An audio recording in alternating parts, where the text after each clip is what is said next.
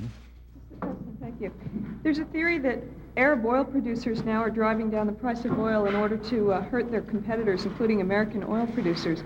Do you think there's such a thing as oil that's too cheap? Well, I have to say that while we have said we believe that this whole thing with the oil prices should be settled on the basis of the free market, the market in oil is not completely free. There are some major producers of oil who are governments, not private corporations or business people. And it's possible that what you'd want to keep your eyes open for when we talk about hoping that this whole thing will be stabilized, the price of oil, is you can't ignore the possibility, well, maybe somebody would think of driving it down to the point that they get rid of a lot of competition, and then they would do what comes naturally to a monopolist. The price would start going up again as it once did when others had a very dominant voice and hold on the oil market. So when I say free market, and I really mean that, I at the same time think that we must keep our eyes open to see that no one starts playing tricks for some kind of illicit future gain. To follow up, do you think that we're near that point? And if so, what kind of action would you take? Now, I don't know whether we are or not near that point. And as I say, this is really hypothetical. This is something you say, well, this could happen, and so we mustn't just go blindly and pretend that not a thing like that could ever take place. But then we would have to see what our options were. Jerry? Yeah, Mr. President. Jerry. Mr. President, I got a question that's non-hypothetical. Vice President Bush has seemed to be talking lately about the need for low oil prices. Is he off the reservation? Do you disagree with what he's been saying? No, he's in his own way, and more specifically, he's been saying pretty much what I've just been trying to say here now, that the free marketplace is the one, the answer to this, but he has also been talking about this same thing, that if someone is going to destabilize the whole petroleum industry by trying to take advantage of this present situation, that we should be alert to that. And what he had in mind was that obviously here the United States has vastly reduced the amount of oil that we have to import.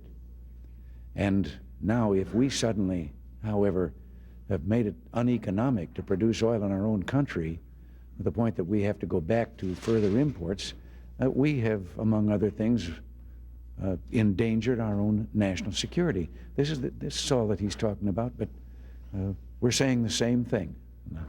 Follow up, sir. A lot of Republican senators have been saying that he's really hurting himself politically. Do you agree with that? Well, I think some people must be reading things into this, or maybe it loses something in the transmission from as far away as he is.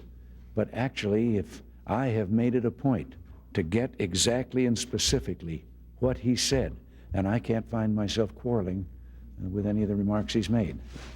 Mr. President, do you have any concerns that the escalation of tensions with Libya and in that region may further endanger the American hostages still being held in Lebanon?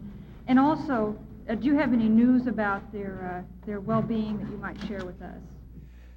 No, we have constantly been, contrary to what some people think, working on that very problem. Those hostages, they'd never been out of our mind for a minute, and our efforts have gone in every direction where there seemed to be an opening. The best that I can say to you is that with all the information we have, it indicates that they are well, but I would hesitate to think that anything that we might do in retaliation for terrorist acts now, these most recent acts, would actually affect them and their well-being. But again, we have to deal with this terrorist problem. We cannot allow terrorists to believe that they can do this to the world. Mr. President, is the problem of terrorism so serious that it would be inappropriate to consider the lives of these few Americans in setting American policy? Well, let me say that they would be a very great consideration, always. And it would have to be the situation, depending on what all we learned, that would lessen the importance of any American in view of the major target and the more people that might be threatened. What we're talking about now is not just hit or miss, is there going to be terrorism out there? We're talking about the accumulation of evidence of specific acts that are threatened, and that then we can take action in advance, as I said we did last year 126 times, to abort those efforts. And this continues to go on. So we're still hopeful that we're going to get those hostages back. I think I've been kind of concentrating here in the Senate. Mr. President, critics say that your policy toward Libya has been too confrontational. President Carter described Colonel Gaddafi as a polecat and said you don't poke a polecat. What do you say to critics who say that military retaliation only begets more violence? Well, I could answer the other thing, that there's another side of that if somebody does this and gets away with it, nothing happens to him, that encourages him to try even harder and do more. And everyone's entitled to call him whatever animal they want, but I think he's more than a bad smell. If I may follow up, didn't the Gulf of Sidra suggest that perhaps military action here simply begat more terrorist response? No, if he wanted to invent that as a provocation aimed at him, I've explained what that was. A practice that's been going on for several years, a number of years before I came here, long before. Those maneuvers held there. And 7 times since I've been here. And so he just had to invent that to get on the air.